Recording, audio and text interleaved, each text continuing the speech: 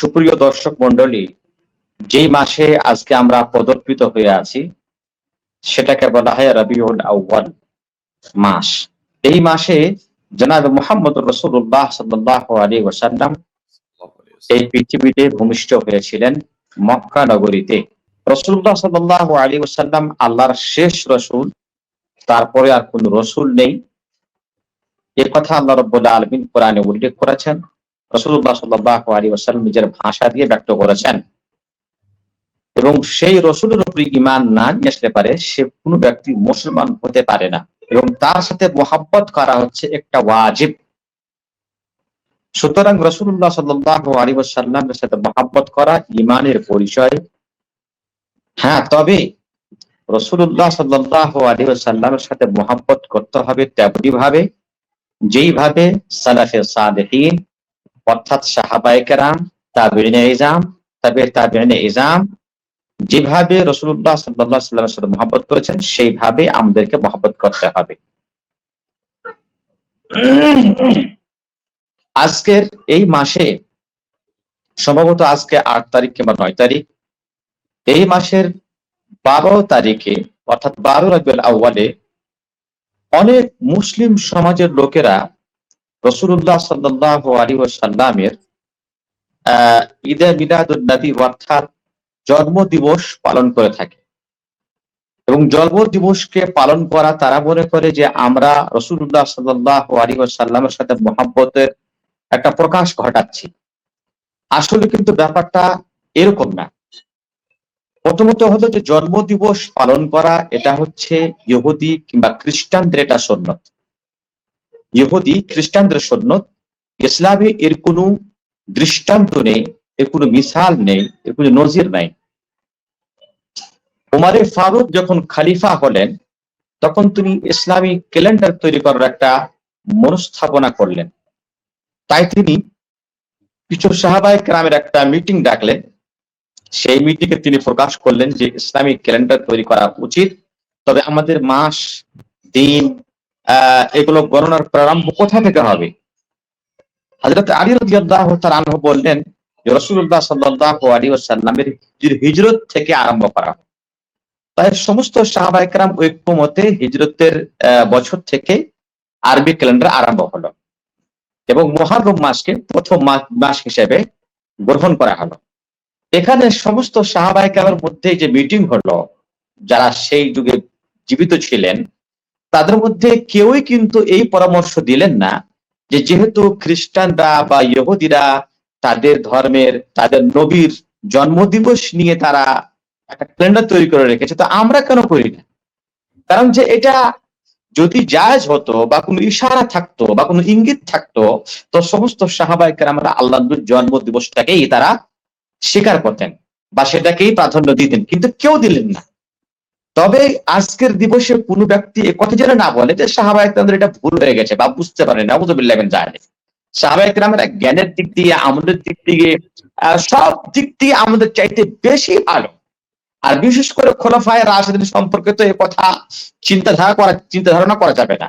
কাজী রাসূলুল্লাহ বলেছেন আলাইকুম বিসুন্নতি ওয়া সুন্নাতিল খুলাফায়ে রাশিদিন আল মাহদিয়িন। খোলাফায়ে রাশিদিন আল মাহদিয়িন বলেছেন, হেদায়েত প্রাপ্ত বলেছেন। এবং অন্যান্য সাহাবায়ে কেরামরা হলো কি খায়রুন নাসি কারনি সুম্মা আল্লাযিনা ইয়ালুনহুম সুম্মা আল্লাযিনা ইয়ালুনহুম, তারা সবচেয়ে উত্তম ব্যক্তি। যাই হোক, তো আল্লাহর নবীর জন্ম দিবস পালন করা এটা ইসলামের সাহাবাদের যুগে ছিল না, তার আগে আল্লাহর নবীর যুগে ছিল না, সাহাবাদের যুগে ছিল না, তাবেঈনদের যুগে ছিল না। এটা পরবর্তীকালে এটা কিছু লোকেরা আবিষ্কার করেছে। আবিষ্কার কারা করেছে?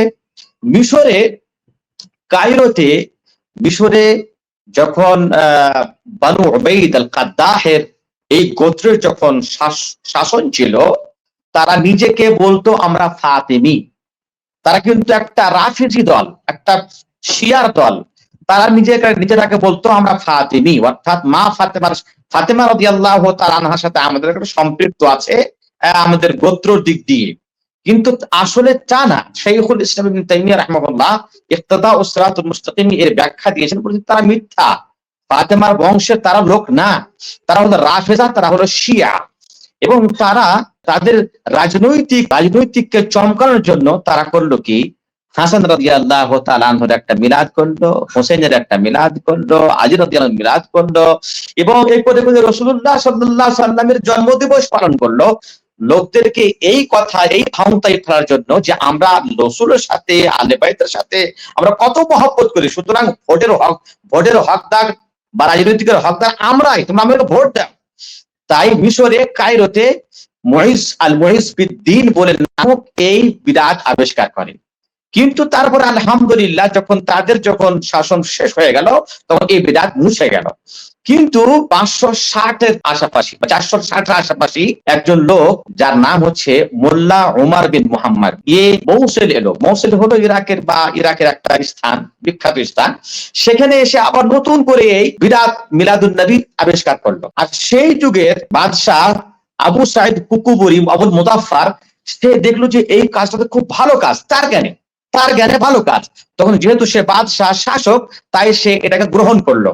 আর বাদশাহ যখন গ্রহণ করলো, তখন তার বাদশার যে শক্তি প্রয়োগ করে সেটাকে প্রচার করলো, এবং সেখান থেকে এই বিদআত প্রচার হয়ে গেছে তাদের নিকটে যারা সুন্নাত থেকে দূরে।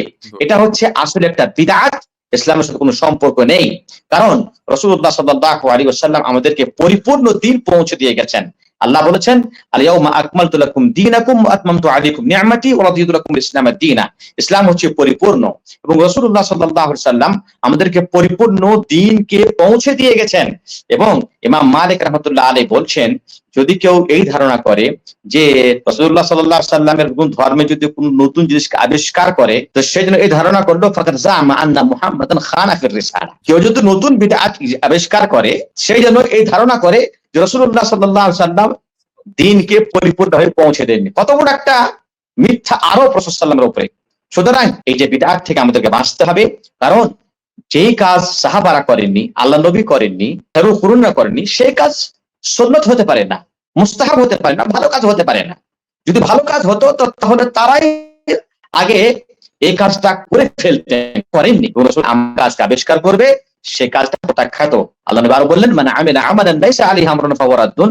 যে ব্যক্তি এমন কোন কাজ সম্পাদন করলো যেই কাজের উপরে আমার স্বীকৃতি নেই, সেই কাজটা হচ্ছে আল্লাহর কাছে প্রত্যাখ্যাত, শরীয়তের কাছে প্রত্যাখ্যাত। তাই এই কাজ যেন করে আমরা গুনাহে পতিত না হয় এবং অন্য লোককে গুনাহে পতিত না করি। যে কোনো কাজ করার পূর্বে আমাদেরকে দলিল দেখাতে হবে হাদিস এবং কোরআন থেকে। এবং ঈদে মিলাদুন নবী, আল্লাহর নবীর জন্মদিবস পালন করা সম্পর্কে কোনো হাদিস কোরআন নেই।